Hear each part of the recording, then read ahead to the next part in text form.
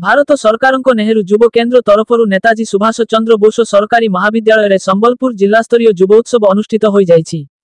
विकासर पंच प्रतिज्ञा प्रसंग को नहीं कविता लिखन, वक्तृता प्रतियोगिता, चित्रांकन, मोबाइल फोटोग्राफी, विज्ञान मेला, एकक और सामूहिक, दलगत नृत्य इत्यादि प्रतियोगिता अनुष्ठित होइथिला। दलगत नृत्य प्रतियोगितारे नाकटिदेउल महाविद्यालय प्रथम स्थान अधिकार करिथिबा बेले कुचिंडा महाविद्यालय द्वितीय स्थान एवं नेताजी सुभाष चंद्र बोस उच्च माध्यमिक विद्यालय तृतीय स्थान अधिकार करिथिले।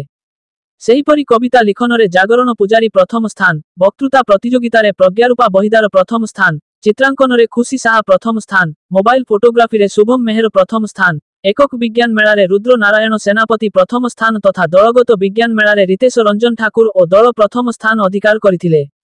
महाविद्यालयर अध्यक्ष डॉक्टर प्रदीप कुमार हरिपालଙ୍କ अध्यक्षतारे अनुष्ठित उद्घाटनी सभारे मुख्य अतिथि भावे डॉक्टर हेम कुमार नायक, मुख्य वक्ता रूपे प्रोफेसर दुर्लभ कुमार सा, सम्मानित अतिथि भावे जिला सूचना और लोकसंपर्क अधिकारी संयुक्ता कुल्लू जोग देइथिले।